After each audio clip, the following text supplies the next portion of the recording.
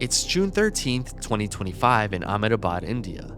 Air India Flight 171, a Boeing 787 Dreamliner, is about to take off from the Sardar International Airport.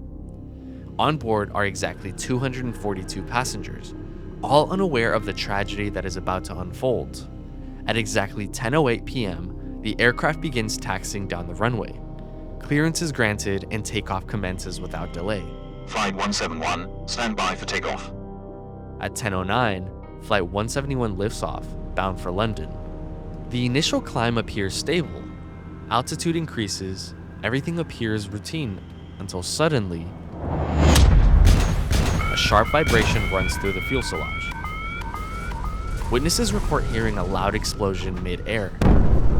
The cabin fills with smoke almost instantly. Overhead bins burst open. Several passengers are injured before the plane even hits the ground. A mayday call is issued. Mayday, mayday. We are not generating lift. In the next few seconds, nearly all 242 passengers will lose their life.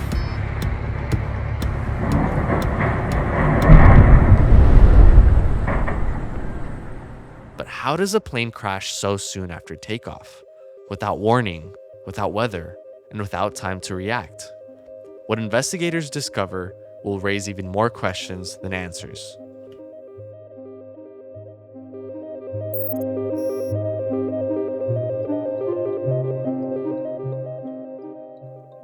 By the time this video is published, new details may have emerged. At 10:10 p.m., Flight 171 vanishes from the radar. It had been airborne for less than 60 seconds. The wreckage is found just 1.5 kilometers from the edge of the runway, having slammed into a local medical college. Nearly 30 people on the ground are struck, including 4 medical students. Witnesses described hearing a sudden blast. Inside the aircraft, passengers were thrown from their seats. The nose dipped. Warning, altitude decreasing. The aircraft lost more than 600 feet of altitude in just seconds. Visibility dropped to near zero and all control vanished. And yet the most confusing part isn't the speed of the crash, it's how the plane came down.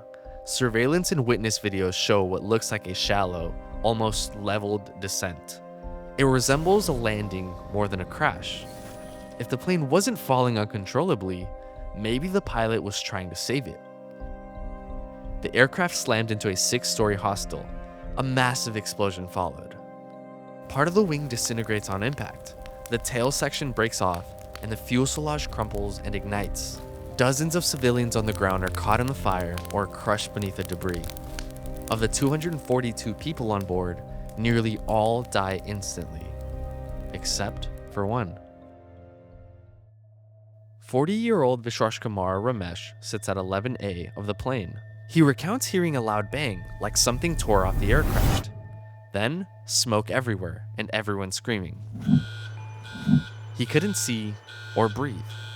In those chaotic seconds, the aircraft tilts sharply. Oxygen masks never deploy. Lights flicker, the smoke gets even thicker, and the cabin plunges into darkness. And suddenly, impact. Somehow, Ramesh's section lands relatively intact. Still strapped into his seat, he regains consciousness surrounded by fire and twisted metal. He manages to crawl through the wreckage. Outside, a group of medical students from the nearby college spot him and pull him to safety. At a hospital, he's treated for only minor injuries. Doctors call it a miracle. Ramesh's survival is crucial. He gives the investigators a real eyewitness account into what actually happened. The explosion, the smoke, and the moment of impact. Could this explain why the descent appeared so shallow? Could the pilot have been fighting for control even in those final seconds? Ramesh becomes the only real witness account into what is now being called India's worst aviation disaster in over a decade. Emergency door is broken. Yeah. My seat is broken. Yeah. I'm not jumping. Okay. I just walk out, innit? Okay. I can't explain. This is the first Boeing 787 crash ever. And what makes this even more unsettling is that the plane was considered one of the safest commercial aircrafts ever built. It was equipped with fail-safe systems to survive even a full engine failure. So how could both engines fail? And if they didn't, what could have gone wrong in 60 seconds? There was no bird strike, no heavy rain, no evidence of terrorism, But most shockingly, there was no warning. Flight 171 took off under clear skies, it had passed all standard checks, and had no prior issues. Investigators retrieved the black boxes within hours, but interpreting their data could take weeks or even months. And until then, all anyone really has are theories. One possibility is a flap failure. If the flaps retracted at the wrong time, they could have destroyed the aircraft's ability to generate lift. What you see is less of a controlled descent and more trying to keep the aircraft in the best possible position for it to accelerate and to climb. If those flaps, for example, were not in the right position, then the aircraft would be perhaps struggling to climb. Another possibility is a computer error that left the aircraft underpowered during climb. Or maybe something else, something no one has even considered yet. But among aviation experts, there's agreement on one thing. This should have never happened. As the days pass, grieving families hold vigils. Victims' names are slowly released, and Boeing, still reeling from the past controversy, is once again under public scrutiny. The crash of Flight 171 is no longer just a tragedy, it's a mystery. A modern aircraft departing under normal conditions, falling from the sky in under a minute.